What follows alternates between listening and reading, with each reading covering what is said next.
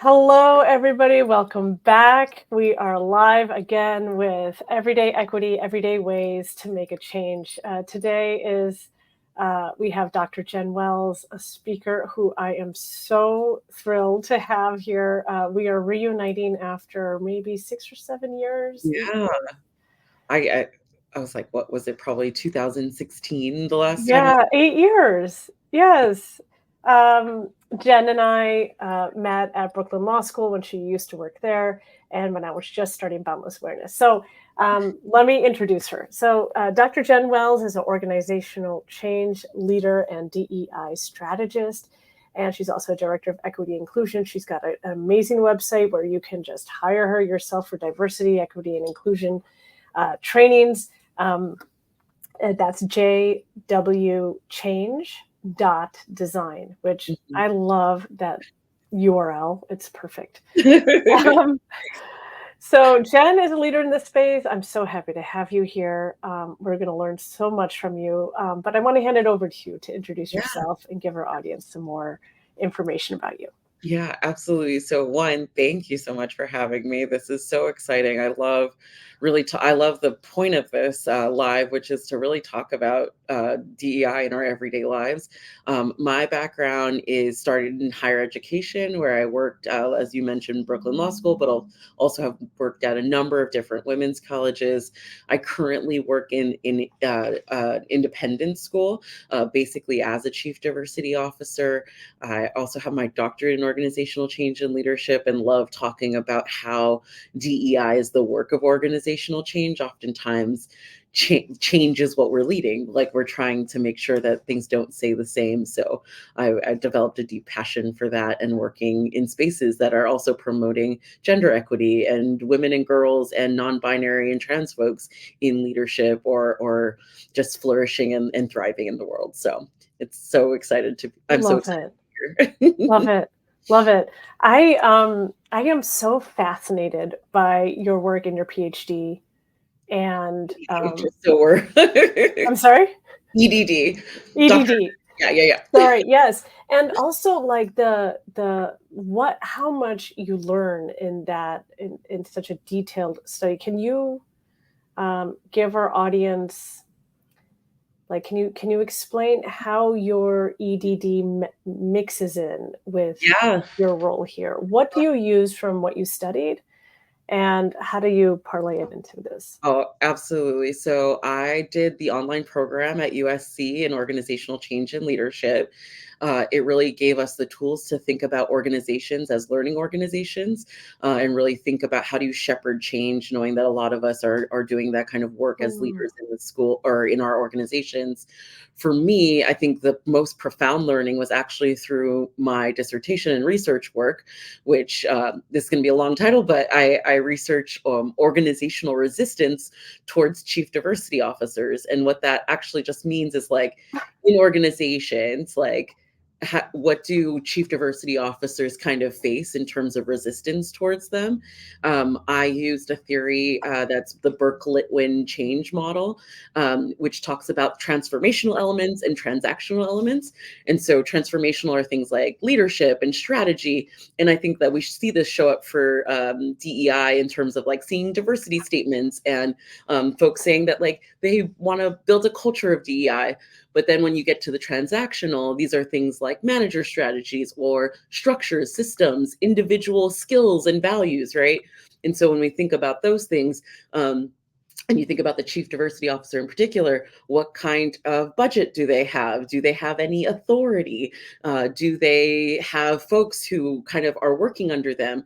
Are there policies throughout throughout the organization that allows everyone to know how DEI plays in their role? Do they have the skills to do those things and deliver on DEI outcomes? So I would say that my studies really talked about almost like throughout an organization, what does it mean to support DEI work, not just a diversity statement or a one off training? It's truly integrated throughout the organization or need. thank you. Yeah, I mean, it's like it couldn't be more relevant right now as people are it's like really the foundations that people are questioning, unfortunately. Um, but you have, you know, the academic reasoning behind it, and I think that's so foundational. Yeah. Um, okay, tell us, what does it mean to be a chief diversity officer now? So you have this foundational background in organizational change, and then now as a chief Yeah, diversity officer, what does that mean? What does it absolutely. look like? Yeah. Yeah, so I think it's very interesting because technically my title right now at my school is Director of Equity and Inclusion. So someone say like, "Oh, that's not the Chief Diversity title." And so in my dissertation work, and I think when you look at studies around this role, it typically is the highest leader charged with diversity work and DEI work. And so typically they're in that C-suite, they're in that executive level. It is most successful when it reports directly to the organization's leader, like a CEO, president, etc. And so that person is really tasked with kind of working throughout the organization on matters of DEI. So I like when I did my research, I talked to chief diversity officers, and I think one of them talked about this idea of you wouldn't ask a chief financial officer to have no staff, no policies, no people working for them. And so when you think of DEI, the chief diversity officer is really kind of driving anything related to making the organization more diverse, more inclusive for not only their employees, but maybe the products that they're producing, and then equity in terms of thinking about what barriers exist for folks who are trying to access your services, or within your organization, what are the barriers towards leadership for folks of different racial backgrounds or gender diversity or abilities, on and on in that regard. Yeah. I know. I think we talked about this too. Like, no one starts a company and is like, I don't really need an accounts payable department. Right. That's maybe like 7 years down the line. Yeah. That's I see so many organizations and companies that come to me and they're like, yeah, it's 2024 and we're just starting. Yeah. Or even Absolutely. back in 2020 when so many companies came Yeah. knocking on our doors to start something that they hadn't, that they felt obligated maybe to start. But Right. if you don't have this understanding, then yeah, you're going to put up a black square Mhm. or Right. It becomes that more shallow engagement with the work versus really seeing it as integral to everyone's role at an organization. I think some folks, it's easy to be like, oh, and then that's one of the critiques of the chief diversity officer role is like when you might have someone in that role, some folks might abdicate their responsibility, whether that's folks like individuals in the organization hmm, or even at the chief level role, right? It's like, oh, I don't have to worry about the budget because there's a CFO. No, you do, because you have to make sure that you're spending wisely. Similarly, yeah, when you think about when you think about the tasks of making a more diverse, inclusive, equitable organization, you too have to right. be tasked with that, even if there's a chief diversity officer. Totally, totally, totally. Tell me more about some of the pushback that you get. Like, Yeah, one of the downsides is that some people might just section off yeah, the DEI work or the equity work to their CDO. What other pushback have you seen, or challenges that you yeah, notice yeah. from your EDD days or now, Or lived practically speaking? experience. Hmm. Yeah, I think there's a lot of conversations around the tenure of these roles. I think, don't quote me, but I feel like it's somewhere between like a year and a half to 3 years at this point, which I is would way, imagine. way below other chief officer roles. And so I think some of those factors that play into that are, was the person hired as a kind of scapegoat for the organization, right? Like, oh, we hired someone and put them in place, and then they can't really do what their work is meant to do. What preparation has the organization done to really help everyone in the organization understand the role of the CDO, right? So, sometimes you have to lay that foundation so that folks do understand the value, do understand how it relates to the mission and vision of the organization. I think there's other research that demonstrates that a lot of times there are women of color who are in these roles, and some of that pushback is not just related to their work, where maybe someone doesn't agree or doesn't see the value in what they're doing, but they're also in themselves experiencing sexism and racism, or the intersections of that experience, right? And so not only are they coming up against like folks not believing in the value, they are also experiencing the very factors that they're fighting for, right? They're in their job, they are trying to mitigate bias, they're trying to make sure that folks can advance, they're trying to make sure that folks feel included, and that they themselves are experiencing some of those same challenges because of their own identities. And so, um, yeah, I mean, pushback can look in many different ways. Like I said, like I think the research shows like and that's why I did it on organizational resistance versus individual resistance.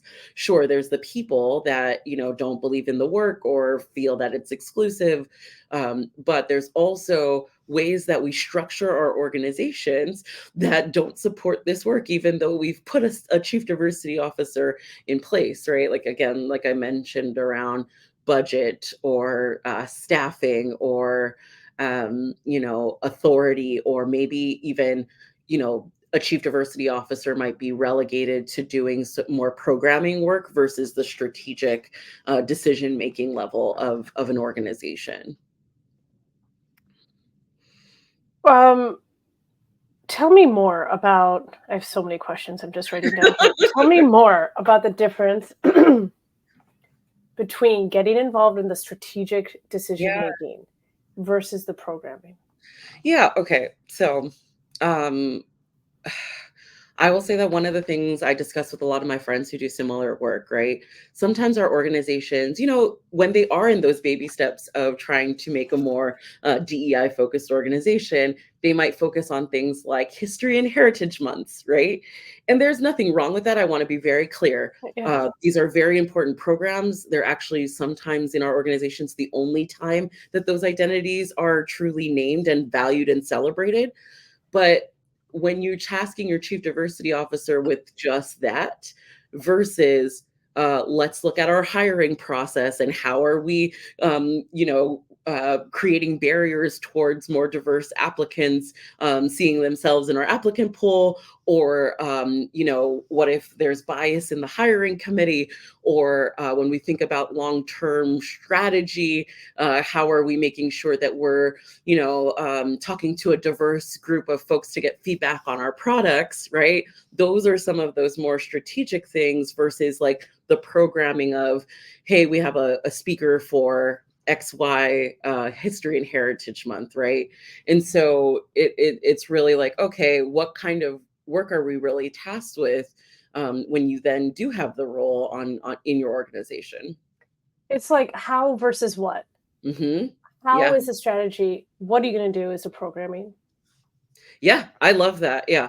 I mean, like, you know, and there's several what's after that, but when the what, and if you go back to that Burke Litwin model, when the what only stays in one in the transformational or only in the transactional, and they're not connected, right? That's when the shallowness starts, right? So say in the Yes. transformational, I have a diversity statement, but there's no actual ways that we're doing that, pretty shallow. Yeah. Or if I only have the one-off required diversity training, but yet we're not looking at our system structures, strategic Yes. plan, right? How much change can actually happen? We have a comment from Nadia. I'm just going to put it up here. Nadia Grieb says, Dr. Wells, how receptive have organizations been to resource a CDO office so that they are not set up to fail? And Yeah. has there been a positive evolution in the resourcing over time? Are some industries more receptive than others?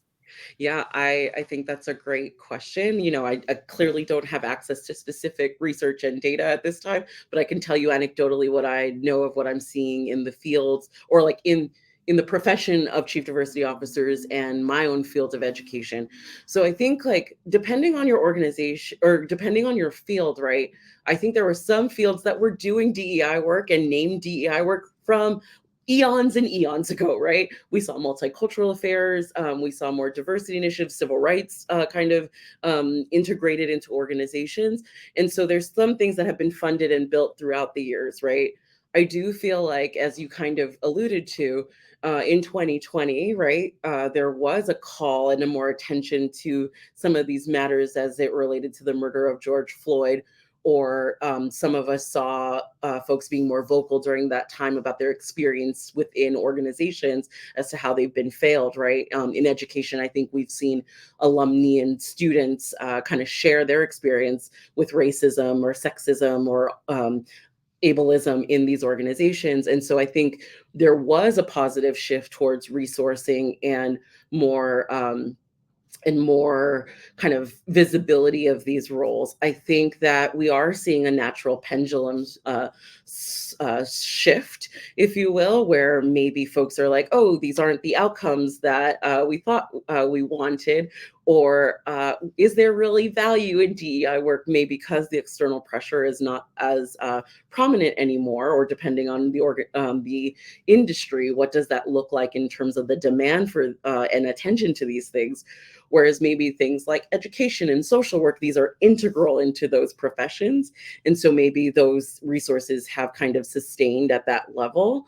And so I think what we're probably seeing is, I think that there's critiques for like any chief diversity officer role in terms of, do they truly have the resources that they need? Because I mean, some would phrase it even as an innovation in organizations, right? Like, we didn't always have a chief diversity officer role. There might have been those efforts that I discussed earlier, but in terms of having that C-suite level person tasked with these things, that means that you have to build out their office. You have to build out what that looks like organizationally, or that is where you fail to truly resource them the way they need to be. Yeah, I have found that when it is poorly resourced, and you mentioned this kind of like, anecdotally, a year Yeah. and a half to 3 years. I think 3 years is like really pushing it. Long, right? Yeah, exactly. That's a long hauler. And the reason it's so short, because you're darned if you do and you're darned if you don't. You're in Absolutely. these positions and you're making too much change, people Yeah. are upset. You're in these positions and you're making a lot of change, people are going to say you're not doing enough. Yeah, And absolutely. I feel like the type of critique, I mean, you're in between a rock and a hard place. Absolutely. And And this type of critique, no other position gets. yeah, I will tell you, every time I've had the opportunity to speak with audiences about chief diversity officer work and my role, and I will say, one of the first or second questions is always, how do you take care of yourself? Because I think they can hear in all that you're tasked with the heaviness of it. I mean, like, not to take it personal, like to the personal level, but I think there are many chief diversity officers that will share that, like, it's hard. The way I phrase it is, it's always too much and never enough, right? It's going to be too much for the folks who maybe aren't ready yet to share those resources or that power with others who have not historically had it. And it's not enough for the folks who have not had access to those same things, right? And oftentimes when you share those identities, or you're in that work to, like, so for example, in education, right? I am in this work to hopefully create more social mobility and social equity. And so when I hear from my students, right, that I'm not serving them well, and they are like, please do more, the institution needs to do more, yet I'm Yeah. probably one of the more vocal people around how we can do more. It's just, it's a lot. It's definitely, I imagine, definitely impacting folks and their ability to stay in this kind of role. Um, Running on what you just said, we have another question from Nadia Guri. What responsibility do current and potential new hires Mhm. of an organization do, or demand of organizational leadership with respect to investment in a CDO office? So, Mm. it can't just be all on you Yeah, or like anybody who is in yeah, this role yeah, institutionally. If people are wanting more, they have not only, of course, they should go run it by you, right, yeah, or that yeah, person in that yeah, role, yeah, but it's got to come. I mean, the weight behind it comes yeah, from everyone else in the C-suite. absolutely. And I mean, like, so when I think about this, like, current and potential new hires, um, the new hires or kind of potential hires, I think like making sure that you're asking about how these organizations are doing their DEI work and what support there are for retaining faculty, or sorry, retaining employees of color, or retaining folks. What are the initiatives that they do? How do they think about it? Where do you see it represented? Because that demonstrates that that is something that's important to folks, especially as they're trying to recruit some of the most exceptional employees, right? I also, to your point, I think the C-suite, and in my research in higher education, Professor Kazar talks about the role of the president in being a leader in this work. One, in terms of being committed to it, but two, they kind of hire leaders in the C-suite, right, or in those positions. And so your ability to recognize DEI as it relates to the other C-suite roles as a president is really key to then it being throughout the organization. But I think this leads to maybe some of the other things you and I have talked about, which is it has to be everyone's job, right? Part of it is like, how do we make sure that if you have no relationship to the DEI office, how are you asking some of the vital questions of who's not in the room, who needs to be in the room, what are barriers to folks being in the room, and how can we dismantle those barriers so that more folks can feel like they're included, or we serve more folks, or that diversity is reflected in our leadership, right? It can't just be part of what happens is with the chief diversity officer role, like, and again, like some of us as women of color, we get labeled as the angry Black woman who's advocating for these things. So I often find that my greatest accomplices in the room are the folks who have nothing entitled to do with equity and inclusion, who are also asking equity and inclusion questions and holding the organization accountable for equity and inclusion outcomes, because it allows me to sit back actually, and it allows me then to complicate even more, like for us to go further into complexity, because someone's taking care of the basic question. And that actually, that's where I've thrived the most. I've been in organizations where everyone sees it as part of their role, and I'm often not the first one asking equity and inclusion questions, and that has felt very supportive for someone in this type of role. And so I would say, like, how do you, to this question, right? I would say that all of us, every single person in the organization, can ask the question of what is the DEI cut of my job, right? I don't know, I'm like, throw out a random person, right? So like someone in the finance office who works with vendors, you can easily ask, which vendors are we bringing into our organization? Is there a way to patronize more small businesses or women-owned businesses or people of color businesses? Is there like policies we want to have based on who we want in our organization or associated with our organization, right? What are the ways we treat employees? Like, anyone can ask that question. All of that's related to DEI, and it doesn't take having a chief diversity officer to ask that question. I love it. And one I feel like an untapped resource is like just hired folks. Yeah. Who can talk about their interview process Yeah. and just give that like empirical feedback of like, this is how it felt. I don't know what happens behind the scenes, but this was my experience. Right. And that is so valuable, and nobody collects that data, I feel like. Yeah. And like, here's the thing, right? I think this newest generation of the workforce, they're coming with these questions. Like, the way they've been prepped in their life is to ask questions of inclusion and equity. They care about social responsibility. So if we want to kind of recruit those new folks, we also have to be able to answer these questions, and not just in this shallow way. They know what to look for to see if the work is deep within our organizations. Yeah. Yeah. Yeah, I love it. I love all the generations out that came after us. Right. You're doing a great job. Great job, parents. Great job, teachers. Right. Okay. Going back a little bit, how do you become a CDO in your own title? How do you pay more attention to creating an inclusive workplace? What are some of the things you pay attention to? Yeah. So this is one of my favorite things to talk about. I think as we're seeing across the country, legislation get passed to like gut DEI offices in certain states, I think this is where it becomes even more important that all of us, not just if we're a CDO, but all of us ask the question of how we are contributing to an inclusive workplace or an equitable workplace. And so, like I said earlier, some of the questions that I think you can start with is related to any process or initiative. Who is at the table well represented? Who does this impact? Who's not at the table? How can we find them and compensate them for their labor in terms of being able to share with us what their experience is, and so that we can better serve them or tailor to them? Or again, what are those barriers for advancement within my organization? What are those ways where bias shows up in terms of evaluation, or bias shows up in how we view conflict, or you're right, like we're attributing kind of, I think with Black women, for example, and I probably like I know there are definitely many other identities. This one is a salient one for me, clearly.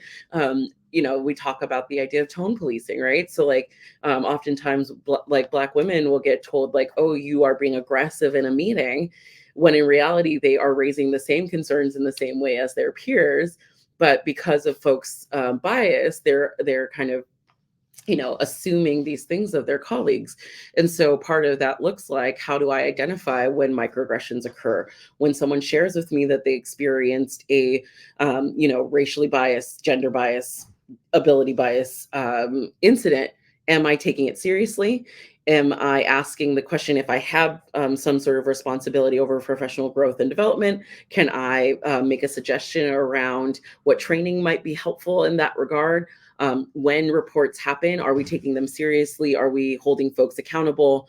And accountable doesn't mean fire and there might be some things that are egregious and need to be True. addressed, but some of it is also like folks weren't exposed and they need more education. You have to forgive me, I am in education, so I do believe strongly that people can change when they have more information, and then only after you offer them that opportunity. If they then double down, that's a different story. But for the most part, what does it look like to support folks in their learning journeys as it relates to having, like, undoing and unlearning that bias? The example I often talk about is, I'll use an example for me. I didn't unlearn, when I think about being someone who is raised in a Christian or Catholic faith. I'm not practicing right now, but as my culture, all of my holidays are off. All of my religion is represented by every president of the United States.